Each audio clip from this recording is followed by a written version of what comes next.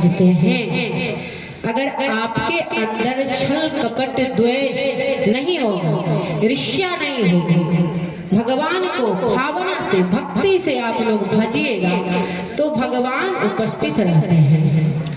सबसे पहले कथा सुनने के लिए, श्रवण करने के लिए हनुमंत लाल जी महाराज उस स्थान पे सबसे पहले आते हैं जहाँ पे कथा या संगीत, उनकी भक्ति भजन कुछ भी होता है तो सबसे पहले हमारे हनुमंत लाल जी महाराज आते हैं।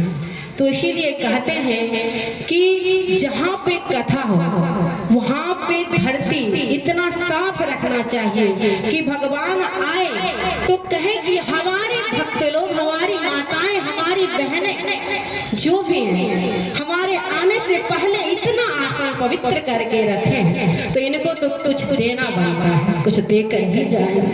ऐसे जाते नहीं है मेरे हनुमंत लाल जी महाराज।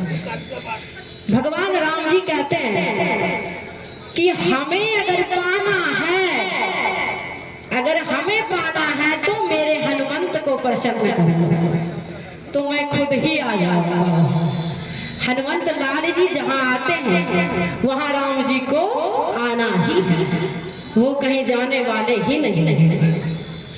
तो यहाँ पे सब होंगे जिनके पास सब गुरु मानते हैं, कोई कोई गुरु बनाए होंगे, माताएं बहनें गुरु शिष्य होंगे। हाँ, महादेव जी के शिष्य होंगे। हाँ, हम भी हैं, हम बहुत छोटे में ही बन गए। तो यहाँ पे सभी महादेव जी के शिष्य हैं। और गुरु शिष्य होते हैं कि कोई लेते हैं जाके भावना, तो उनको देते हैं गुरु शिष्य। तो भागवत कथा में या कोई भी कथा प्रारंभ करने से पहले कहा जाता है कि गुरु वंदना जरूर कर।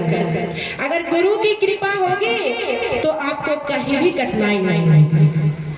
आपको कुछ भी नहीं आता है, अगर भगवान के धाम में जाइए, भगवान के मंदिर में जाइए, उनके जगह पे बैठ जाइए और उनका भजन कीर्तन कीजिए। कुछ नहीं तो सीताराम तो सबको आया।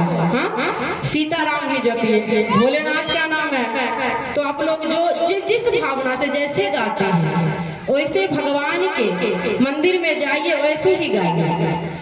भगवान कहते हैं कि आप गुरु माने हैं तो गुरु को ईश्वर के तरह पूजिए। भगवान के बाद गुरु का स्थान, माता पिता गुरु, उनका ही स्थान आता है। तो गुरु को आइए सबसे पहले गुरु वंदना हो जाए, फिर आप लोग को हम कथा की ओर ले चलेंगे। सारे तीर्थ धाम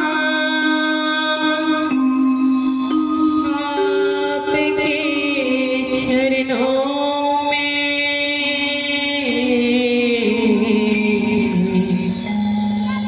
हे गुरुदेव प्रणाम